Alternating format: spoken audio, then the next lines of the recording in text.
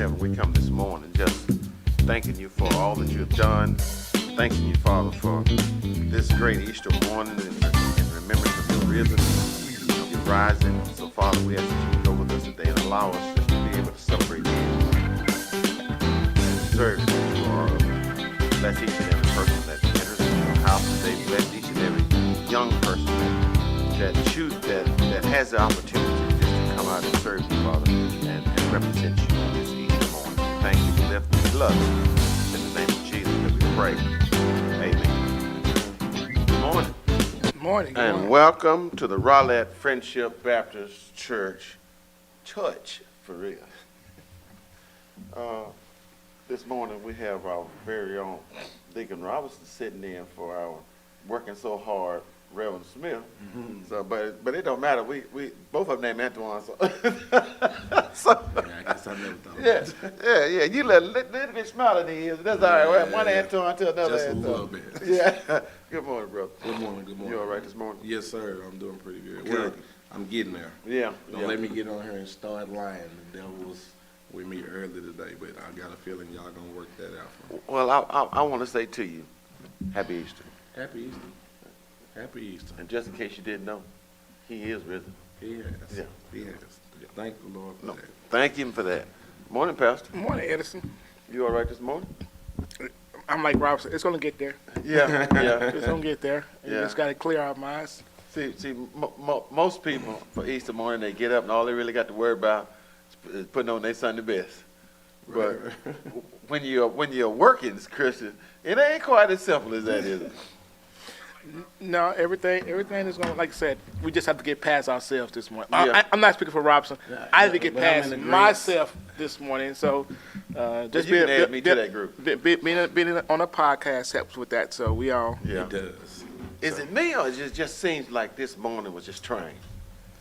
I was we was moving the tables. I told Robinson, I said everything that probably could go wrong, did go wrong, even in your mind as you had stuff set up. And so it's and that tells me something that Satan is still at work, that we still got to deal with self and Satan at the same time, because this is a glorious morning. Yeah. And just the little things kept popping up, and it's just, you know what, this is a great day to give God the praise. And just to kind of like reset, even as I think through this.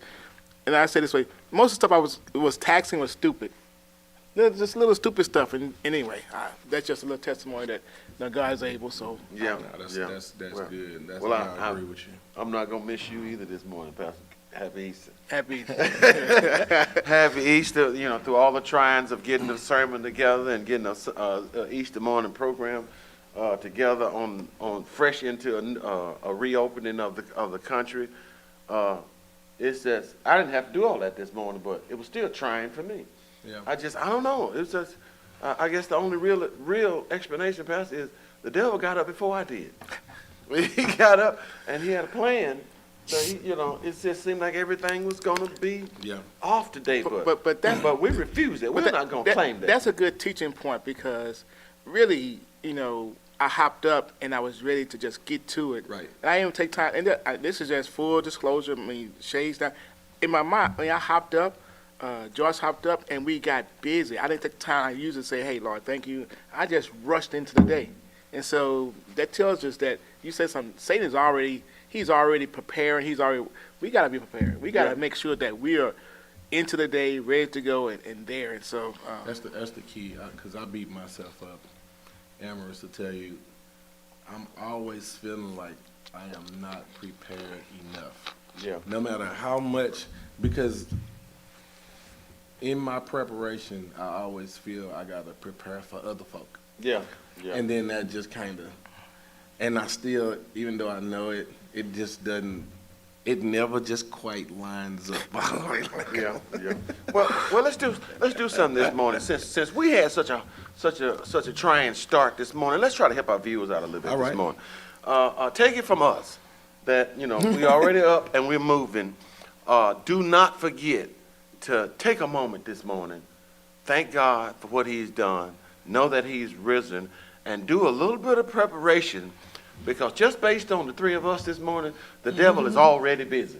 He's already busy. He got up before you did. So know that you're not ahead of him, and so that we can give Christ the celebration this morning that he truly deserved. Yeah. Because we don't want to get caught off guard, and then end up falling out with somebody today, or just simply not giving him the praise. Yeah. Mm-hmm. So if you're online watching us, take a moment. Don't turn the YouTube off, but just take a moment and thank God for all that he's done and all that he's going to do.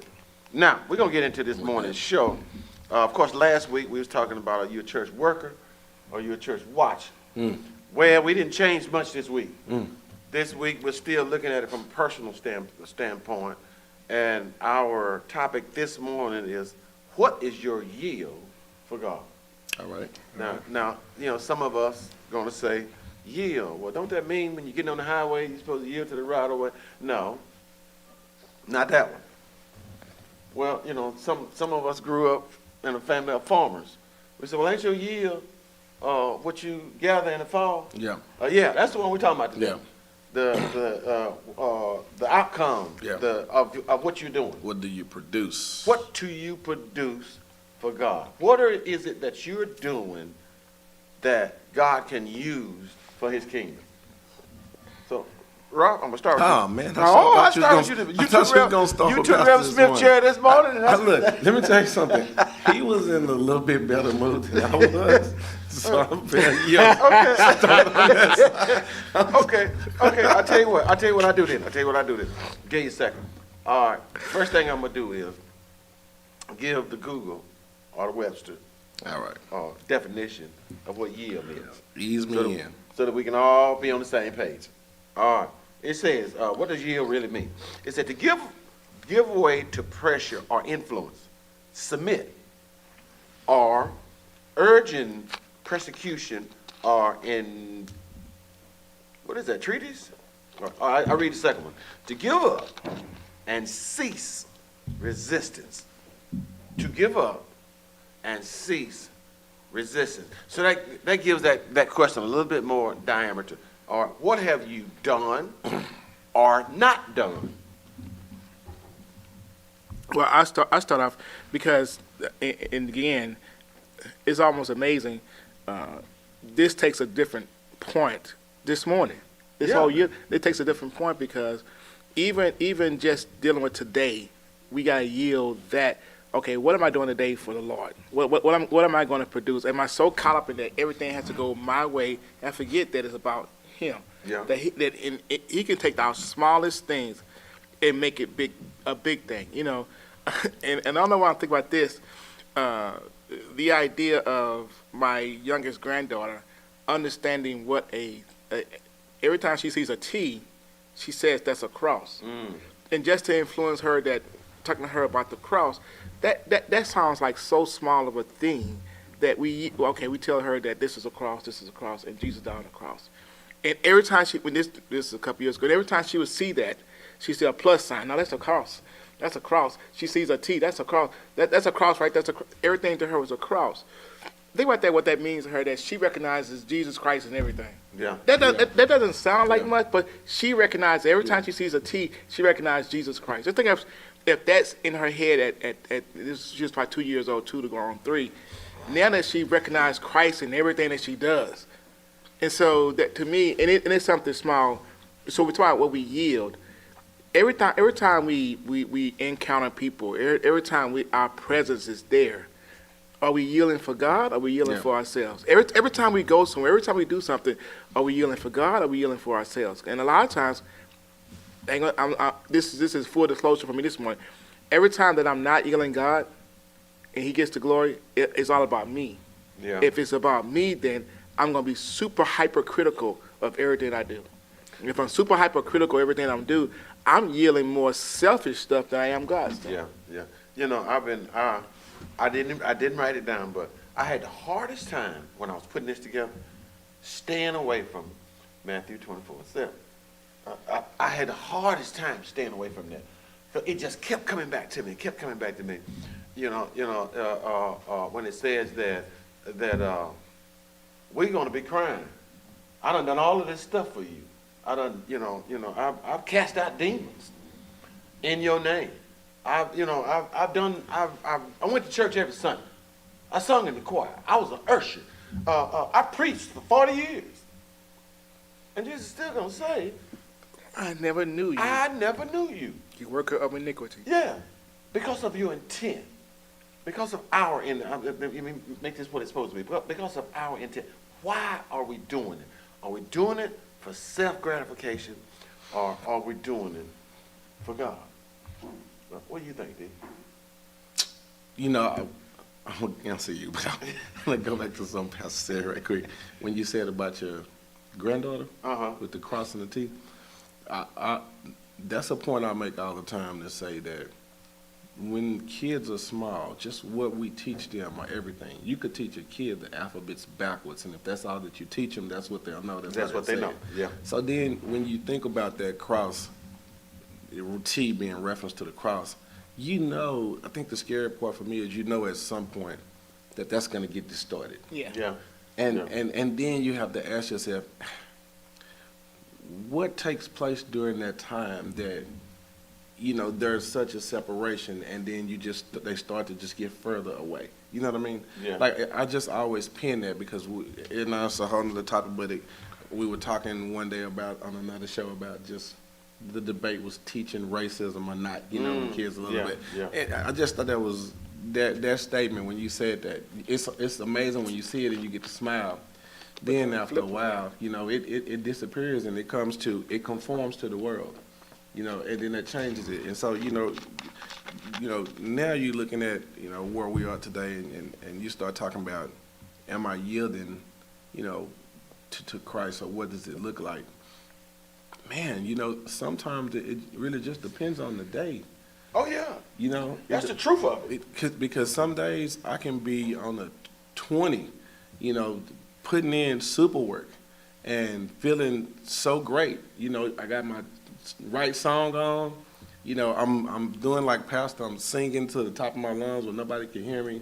And I'm on a mission, that day and that hour to accomplish everything I can and be seen in the eyes of the Lord that, my works are producing good fruit. Yeah.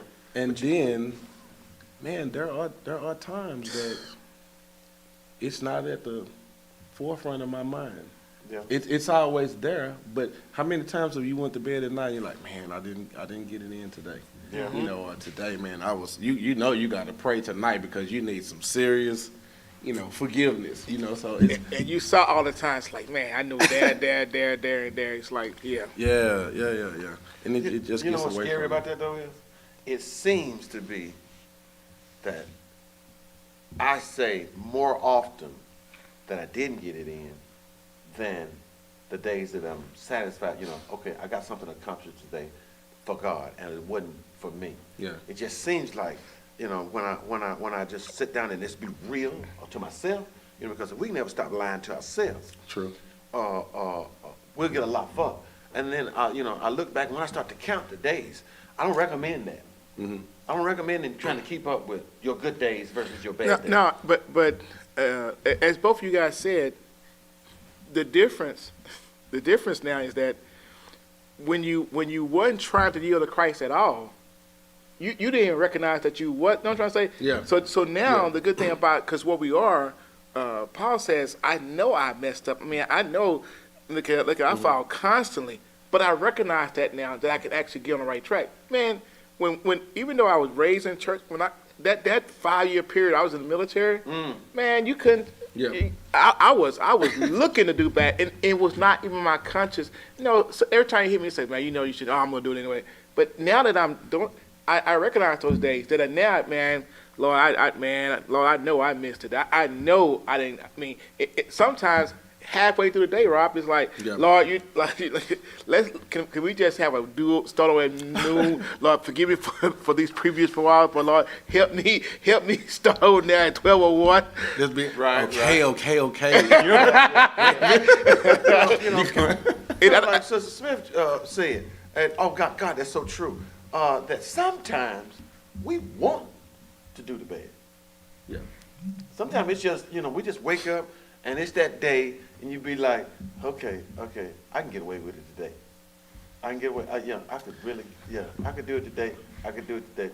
And then if it wasn't for the grace and mercy, sometimes we would do it. Sometimes we do it anyway. Man, I'm gonna be like Pastor, and I'm gonna let the shades down for just a second. For just a second. This is what I think. This is why y'all have to pray for me. I feel like the majority, 95% of the time, I'm focused. This is a true story. Mm-hmm. But the 5% that I'm not is a beast. The 5% that I'm not seems like it sucks the 95 right through and out of the, and man. Look at you.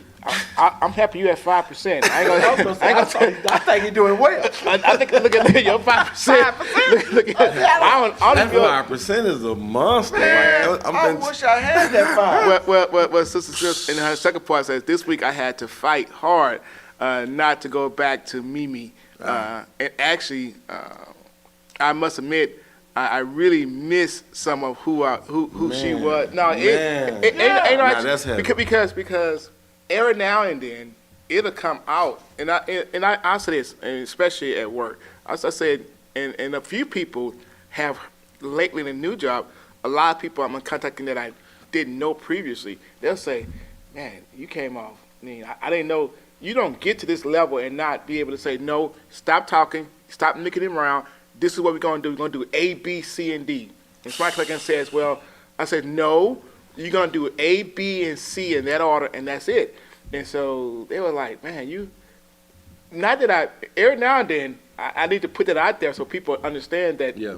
I know what she's saying is differently, but we do kind of miss, and I think that's what happens is, at no point did Jesus Christ change who he was. Yeah. Right. Jesus Christ was hard. Man, he called them fools. He called them ignorant. He called them, man, he didn't hold any punches when it came to the Pharisees. And look at some of that dialogue he goes back and forth. And I think we keep seeing Jesus Christ as this lamb. So a part of that is still in us. But it can't be about us. So the piece is that we can get people correctly, but some of the stuff is just, look here, it just felt good to do that. So it wasn't no benefit.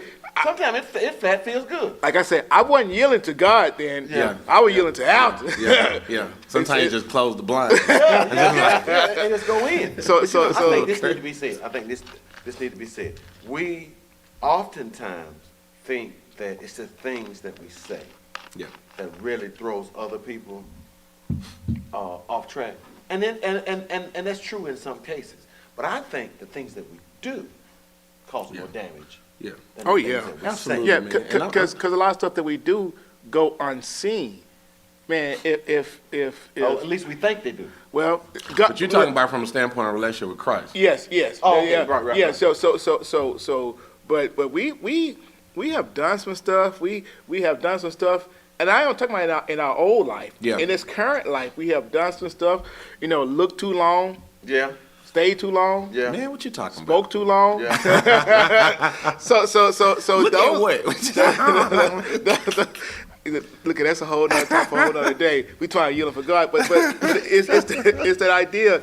Not what I want people to see is that we're not glorifying those things, but we also got to realize we're not perfect. Right. Yeah. Right. And I think we get caught with this idea that my yielding is supposed to be perfect.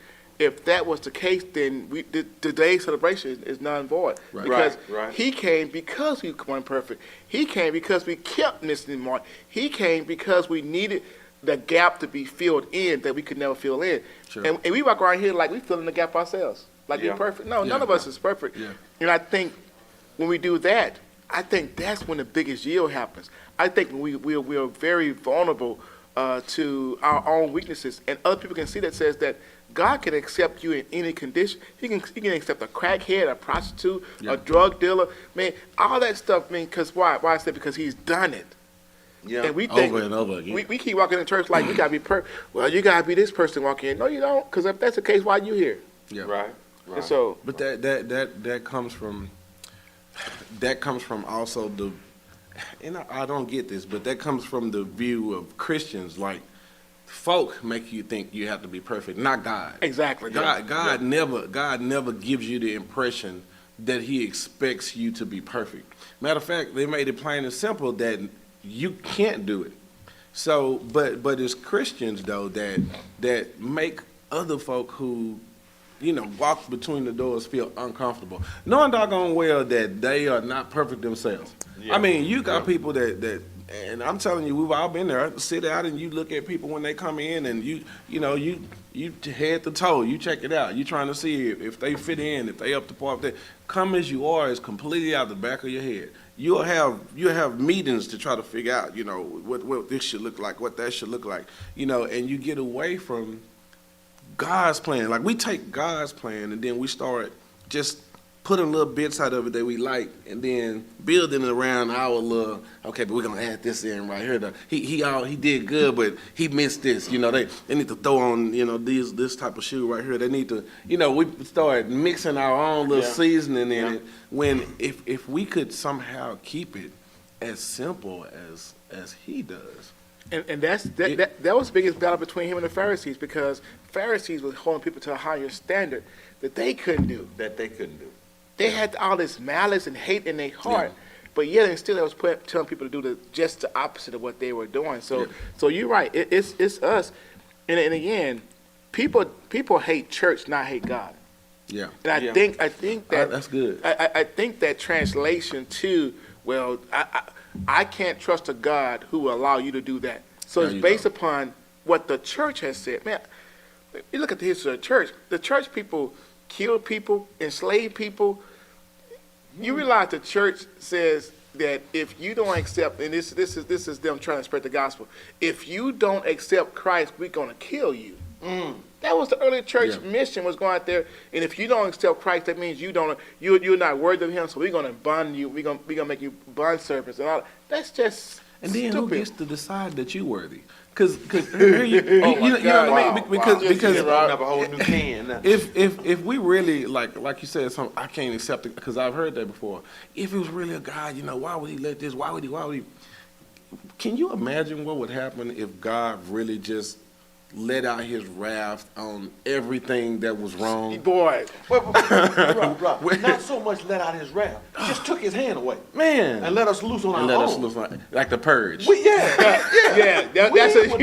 would cause more damage. Yeah. I mean, because we always do. We cause more damage when we are in our own hands. Yeah. And then what happens? When it gets too bad, we got to go crawling back to God, begging. That's why I hear people say, well, if the rapture happened, I want to be on the other side of rapture. No, you don't. No. When God removes His Spirit from here, man would be left to his own conscience to do what it with no guidance whatsoever. It ain't gonna be nothing pretty. Even a non-church person has the conscience of God in them that allows them to say, should I really? Because we know right from wrong all the time, and we have that idea that wrestles within us, right? Because even we do right and wrong, we wrestle with that idea of doing right and wrong. So you imagine that conscience is not there. Yeah. Man, the purge will be, man, that would be. Wow. Yeah. I and this is not for the non-Christians. This what we're talking about this morning is specifically for the Christians, because I think that we cause more damage on regular basis than anything. Oh, yeah. We have all these denominations across the world because we can't get along in the church. Because we can't get along in the church. Why in the world, if I know Jesus Christ is my Lord and Savior, so I'm fine. But why in the world, if I didn't have a relationship with Christ, I would choose your chaos? Yeah, that's good. And I used to laugh at this in Amarillo. Amarillo truly has a church in the black neighborhood. There's literally a church in every corner. Yeah. But watch this. It's only probably about 800 people. But you got 60 churches. Wow. Now I might be exaggerating, but there's literally a church on every corner. One church I went to preach to, they had 4 people in there. Wow. Yeah. Because we can't agree on The small things. Yeah. And so if I'm a person looking from the inside out, I'm like, y'all can't get it right. Yeah. I knew this young lady. She kept saying she didn't believe in God. She kept saying, I was going back to what you were saying earlier. You were saying how, some folk, get pushed away from God. They believe in God, but not the church. She kept saying she didn't believe in God. She didn't believe in God. And then this was only a couple of weeks ago. She said, you know what? It's not that I don't believe in God. She said, I always believe in God in the back of my mind. She said, I just keep wondering why he keeps letting bad stuff happen to me and letting me fail. And then she said she came to a realization that it's not God that's letting her fail, that it was the fact that she kept trying to reproduce bad fruit. That's And deep. that she realized if she just stopped trying to reproduce bad fruit, things that have already failed, bringing folk back into her life over and over again who've shown her the same thing over and over, and she just stopped and just waited on God, she felt like she would be blessed. And That can apply to all of us. If we just quit doing it. watch this. So you just gave a idea of the two definitions of yield. The S and gain. Yield as far as letting yourself be guided by something, and yield in what you produce. That one thought you just said covered both of those definitions. When she started yielding to God, truly yielding to God, she started yielding for God. So when she yielded to, she started getting the for. Because a lot of times, our issues with us is not necessarily that God is letting stuff happen. Yeah.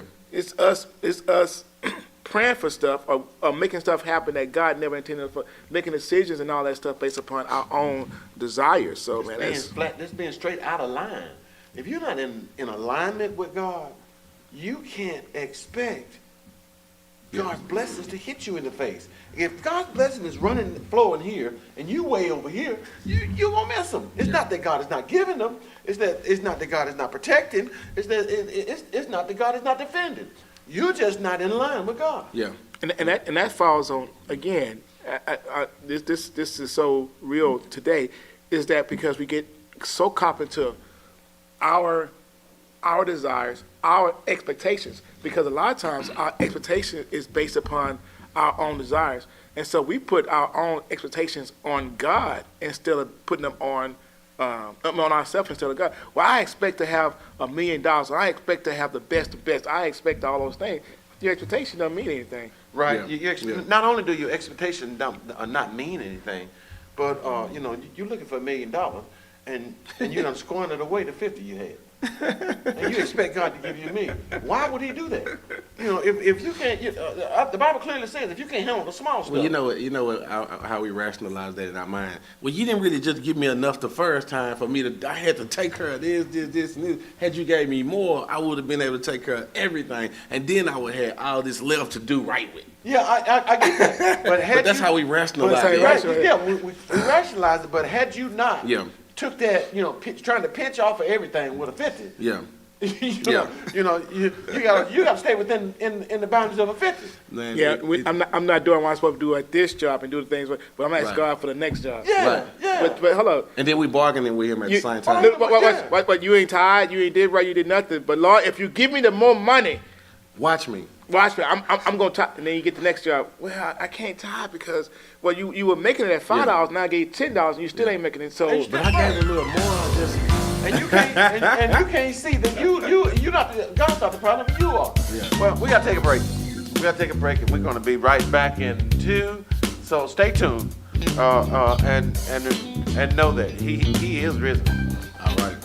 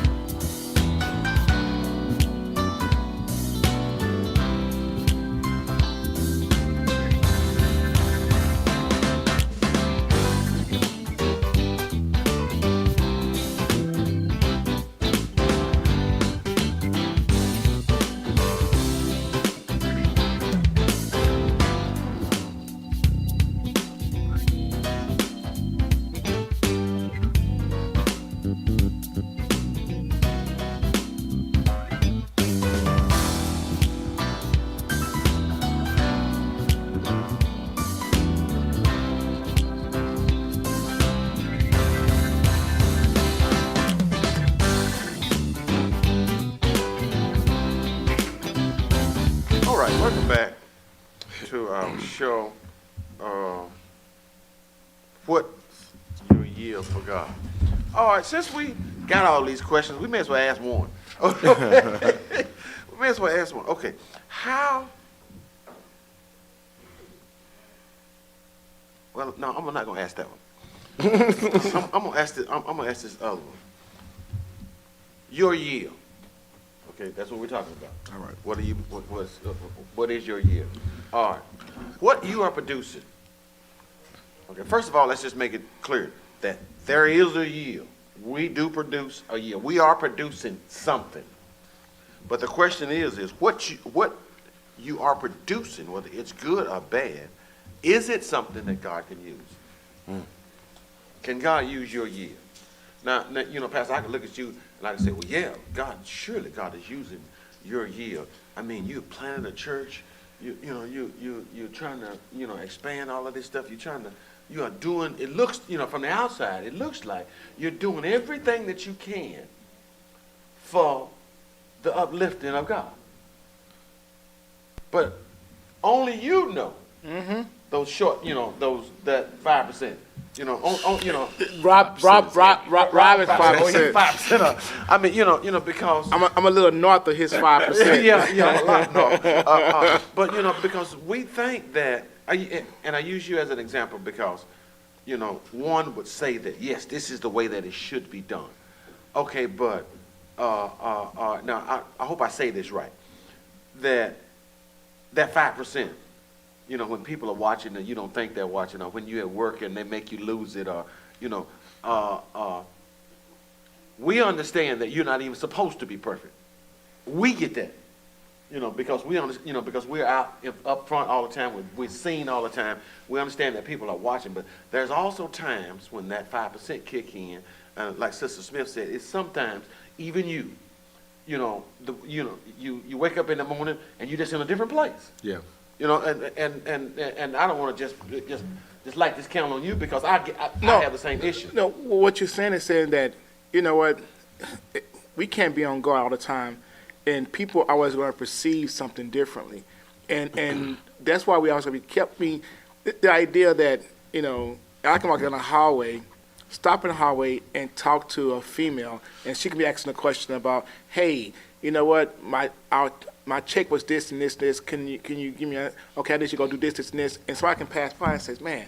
And it's to get wrong. He over there talking to that. He over there in the hall. Like I always say this. I ain't the smartest person in the world. Yeah. But if I'm gonna cheat like It that, ain't gonna be Ain't gonna standing be in the hall. in the middle, and so people perception gonna always and you. I told myself I would never fight against rumor because two things happen. Either you go against, see, he must be guilty because he's saying it. And if you don't say nothing, so I was like, it's going to be what it is.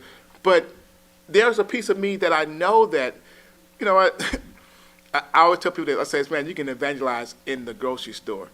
And it's been times where I ignore people. I just want to walk through. I can walk through people who's hurting, who's whatever, and you can see it. In my mind, so much on, you know what, I came in here, I'm going to get this milk, this eggs, and this, and look here. And I hope nobody don't say anything to me. I hope, not that, man, God, this be great opportunity. I'm saying my mind says, man, I just want to go in here, Lord, let it, look at my prayer, let it be a short line. Yeah. Let them be, and God put you in there, and it's like 3 people around you, and you ignore all of them. Look here, you pretend like you work on your phone. I was going to say that. You got your phone up. Yeah. So And we all do that. So when we say that, I mean, how many times when we try yielding for God, we were put here to go ye therefore and teach all nations, baptizing them, showing them, and doing all these things. And how many opportunities? I know I have opportunities that I purposely, and that's why I pray about, Lord, help me to be purposely in your will. And there's times, man, I can promise you says this, and this is not pre-Christian, pre-pastor, pre-something. Now, my task should always be about, man, growing the kingdom every chance I get. Yeah. And there's times when I just want to get from my spot to my house. To myself and my spot, I don't want anybody to call me. I don't want nobody to follow me. When I walk in, I don't want nobody to recognize. When I walk in, I want to be able to make my way straight on my little path, close the door. I had Brad told me when he said, man, you so private. He said, man, every time you come home, you go in the room and you close the door. and I was just like, to me, when I first walk in, I need a minute. I just need a minute. Yeah. You know, Yeah. because I have to transition my mind from where I was to now where I'm at. Yeah. And it's like that to me. I almost like if I'm coming, from one place to the other, I may not always have that room, that door to close. That preparation is in the car on the way. But I'm doing it. I'm trying to get in that mindset that I'm going from this one spot to the other. And you know what? Sometimes that bothers me because, like you were making a point earlier, you said, man, Jesus was just always himself. And sometimes it's so difficult to just be always yourself to the fullest because where you are, sometimes, I don't want to say it's inappropriate, but sometimes it just doesn't work out well. You kind of being a chameleon in certain places, and man, that aggravates me because sometimes I'm like, if I just be like this flat out, which I've tried it before, wasn't a good day for a lot of people, but it was a great day for me. No. me and my former pastor had this conversation, and I told him, he says, I never thought about that. Jesus had to get away from people. Yeah. It's plenty of times it says Jesus got away. Yeah. Jesus He had to walk away. And sometimes he say, I have to send. Why would you send people away? Because they got on your. And this is the human side of Jesus that says, hey, y'all gonna go to the other side. I'll catch up with y'all later. Or I'm going to see Mary and Martha and Lazarus. I'm gonna go chill. I'm gonna go chill. Washed. And he said, they say he frequently went there. Now the Bible doesn't tell you every time he does that. Yeah. But when I say he frequently, that means I know there's people don't like to hear this. That was my spot. Look at Jesus had to go, and he, like he said, he went from that spot to that spot. And sometimes when Jesus was chilling, he was like, well, I'll get to him when I can get to him. Yeah. And again, when we look at that, that's the piece that I think Jesus was doing those breadcrumbs for us to kind of pick up on. And says that, man, Jesus wasn't full blown all the time. He took away. He took time. He told the disciples that there's moments when we have to rest. Yeah. And so I have to take that into account that even if we beat ourselves up, even Jesus did that a couple times. Yeah. But this is what we to correct ourselves. But man, on that way to that spot, Jesus was helping a lot of folk to his spot. Man, because he knew once he opened the door and he got out, people was coming from everywhere. He was helping. So that's the piece that we really struggle with that. And so, like you said, Ellison, the yield. Yeah, I yield a good sermon here and there. I yield a good praise something here and there. I yield a good Bible study. But man, when I measure all that up to, man, daily, we pass about. And think about how many people we pass by in a day's time. I know we can't stop on the highway, but man, how many people we pass by? And whether we realize it or not, but we us Christians, you can see the blessing on us. Well, at whatever level that we're in.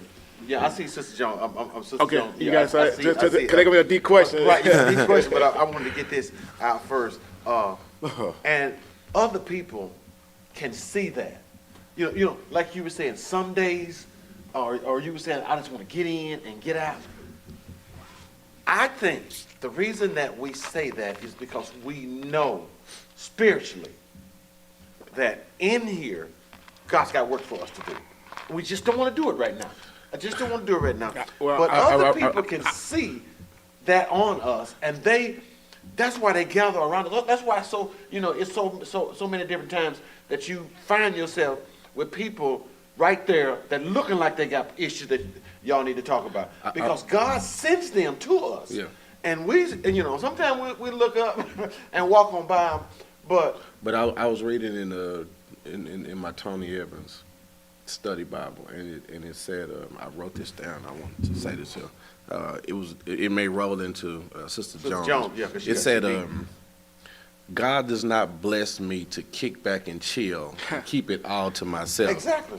He blesses me so that I will make his priorities my own, so that others will see me and then see him in me and take him seriously. That is exactly what I was trying to say. Exactly. Others see, okay, Pastor, say it's one of them days when, it's just one of them days. And all you need is a half cup, is a quart of milk. That's all you need. Is a what? Is a what? Quart of milk. Oh, I thought he said it's a quart of beer. No, At first I thought he said a half a gallon of whiskey. Then he said a quart of beer. Whatever, whatever it is. All you need to do is be able to step in. You just got off of work. You just pulled your 8 hours of work. You just drove through 45 minutes of traffic. You just need to make this one stop when you get to the house. You just, you get this text or call and say, hey, pick this up on your way in. Okay, so. Oh, thank you so much, Sister Robinson, for never doing me like that. Watch out. Hey, it happens to all of us. or you pull up to the store and you got to take that deep breath. Like, okay, Lord, all I need to do is just get in here and get this one item and get out. All right, and soon as you get in there and get within the mix of the people that's in there, you can feel it. Yeah. You can feel them. They, it's like they're begging, spiritually begging for you to give them something, some meat that they can chew on for the rest of the day. But it's that day that we just want to look up at To me, it's just when you go in there and there's 10 people in the line and one checker. Yeah. And you try to keep that. Friday, I left work early Friday, and I was driving home, and Joyce says, "Well, I'm gonna order pizza for Mods." Just pick it up. And no, she said she was gonna pick it up, Oh. and so she had the heart. I'm driving, and I finally get past. She says, "Man, it took me so long to order it. I just ordered it, but I don't have time to go pick it up because my next client. Can you go and pick it up?" And she said, I was gonna go because I have a prescription at CVS, and CVS is there, and Mods is there. So I was like, yeah, okay. I'll do it. Right. I'll do it. Right. So I get into It's more the God traffic. in me. I get into more traffic. And this is true happen. I did that. I said, you know what? Let me just go pick up her prescription so that that's a done deal. So I says, well, I'm just gonna go do this. And I went to the drive-thru, and the drive-thru was just long. So I said, I'm gonna go inside. I went inside. I was begrudging it. Went inside, nobody in line. I go up there. I'm in CVS like 1 minute.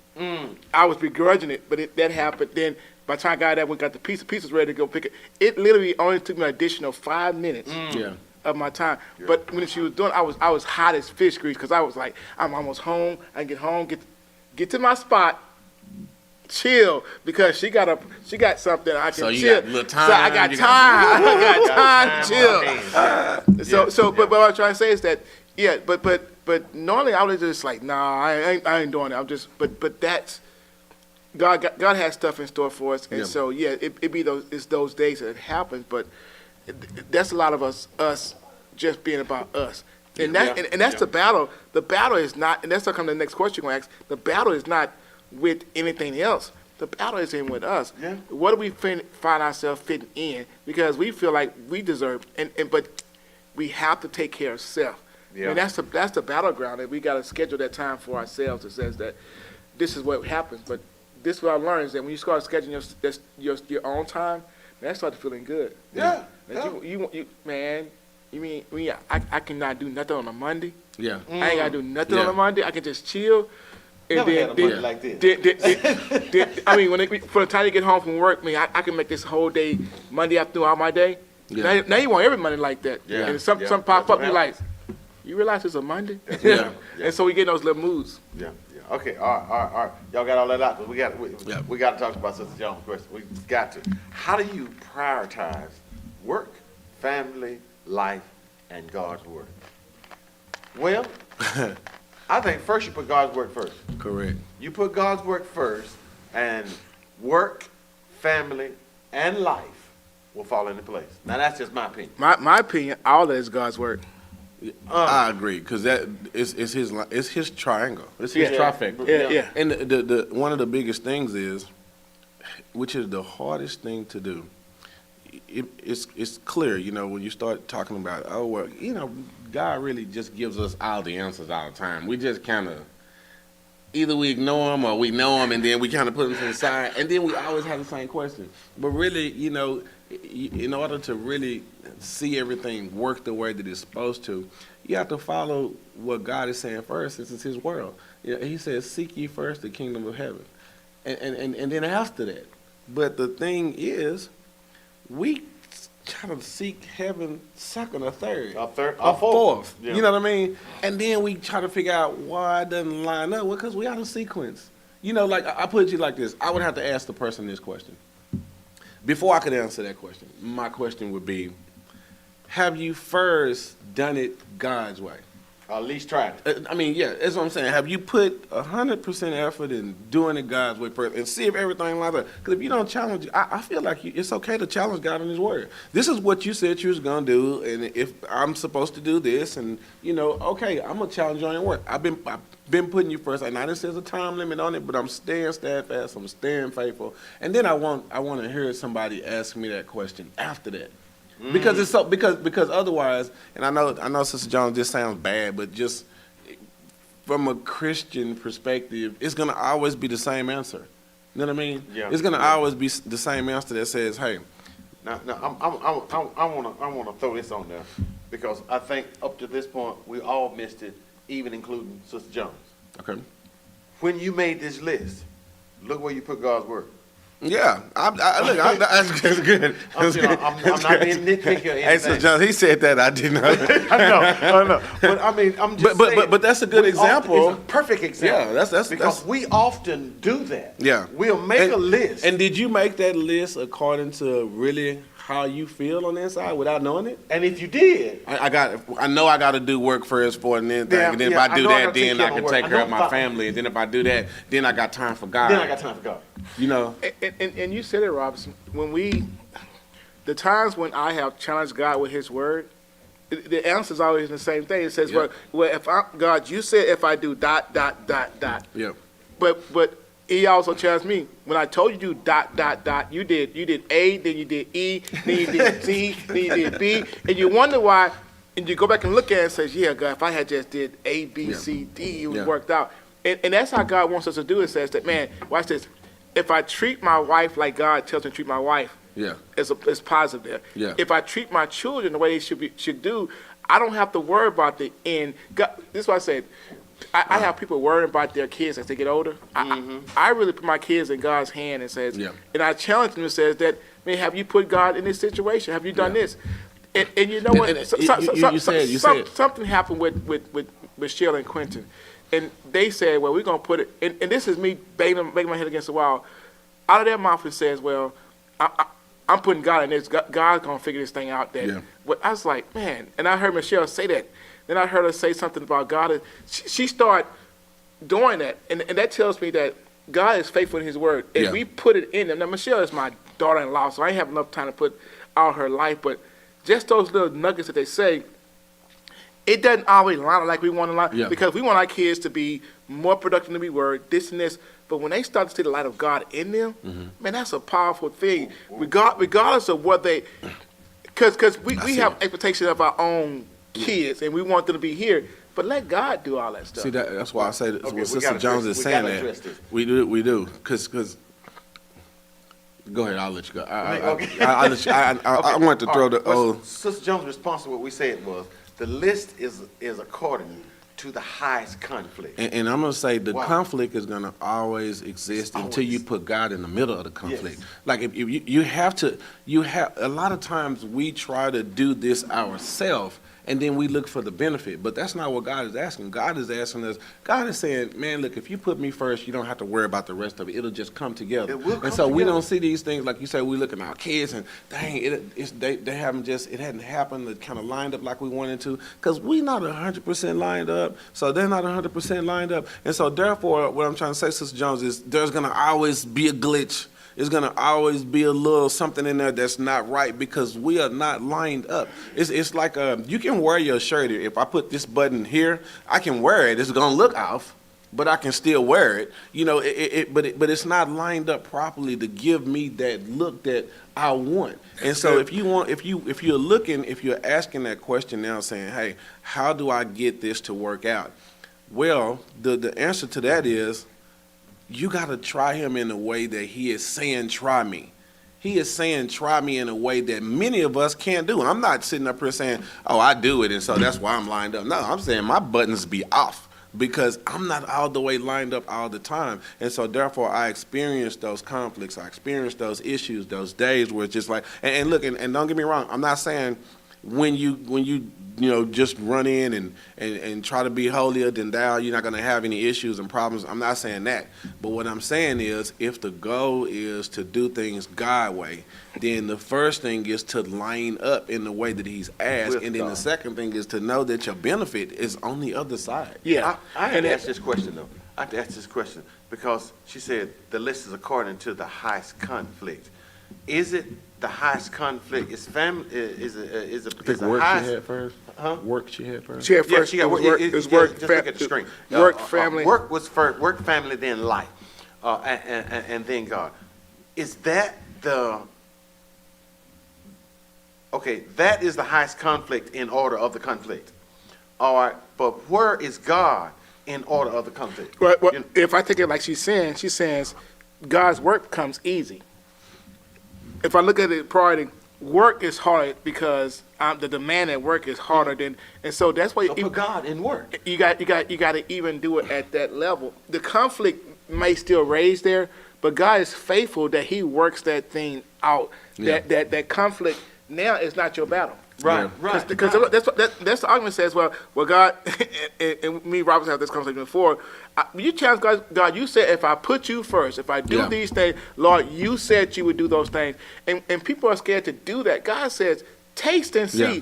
Yeah. Try me and Try see what me. happens. Yeah. So He says, when I'm telling you to do this, try this. Yeah. And don't do it for a day and say, well, God, no, just do it. Make the commitment. Says, I'm putting God first. Yeah. God's gonna be this, and so I'm gonna have read my scripture there. I'm gonna have something on my screen that says God is with me. God, I'm gonna continue to have that spiritual element in my work, And in my family, in all of those. And things. if we're studiers, we can go back to. I use Pastor. It's always in the text. We can go back and we can see that the blessings are usually always on the other side of a circumstance. Yeah. Of an intricate circumstance of some type of issue or complication or some type of distress, and you the way that it's always written, we are always seeing faith prevail. Yeah. On the other side, I and want to add something to what you said. Yeah. You're saying that the blessings always come behind some type of situation. I want to say the obvious blessings. Because Sure. the Sure. blessings are there. Yeah, We sure. miss I most agree. of the blessings that God Yeah, gives sure. us. But it's the situations that we put ourselves in that we are really looking to see God's blessings work in. So it's obvious that if work is where my biggest factor is, and that's what God needs to be the biggest at. If my family is second into where my biggest conflict is, then my family God needs to be first there. Because if we put God first, He has promised that if we put Him first in every situation, regardless to what the situation is, regardless to whether it's on the job, it was God that gave me the strength to get Yeah. through the school, to get the education, to get the job. And you got to keep in mind that it's never going to be what we think it should be, how we make it up in our mind, because every aspect of your life somehow, some way involves somebody else. Yes. And so folk you have in your life are not always aligned. We deal with fallen people. We deal with sinful people. And my wife is a sinful person. Not that my wife goes out there, but she's just like me. Yeah. She's fallen. So if I'm dealing with a fallen person and I'm fallen, two fallen people are gonna have fallouts. Right. So if two people who married gonna have fallouts, then when I go to work, guess what? I'm gonna have some fallout with some Fallouts at work, Christians. yeah. And so she says here, this is a key that we deal with here is perfection. Yeah. Our obsession with perfection, and I know people who just when it's not perfect, they get anxiety, Frustrated, they get yeah. frustrated because in their mind it has to be that way. And I think I was that way early on in my life, but now I just realized that I'm flawed. Yeah. I have flaws. I am Yeah. a flawed person, so therefore, ain't nothing I'm gonna do perfect. Yeah. Because I'm flawed. So why am I obsessed with something that I That I can never can never obtain? accomplish. Yeah. It's just one of those things that when you get to a point in your life where you ready, you want everybody to be ready. Like that. And it doesn't work like that. And you know what, and watch that. I'm saying that even to my own self, because this morning my own frustration was that I was ready. And I wanted everybody else to be ready.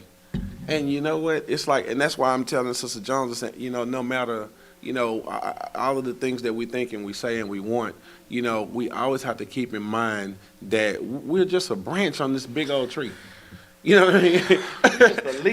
And some of us are leaves. Yeah, some of us are branches. Yeah. When we elevate a little bit, we think we're a branch now. It's not so easy to knock us off. You know what I mean?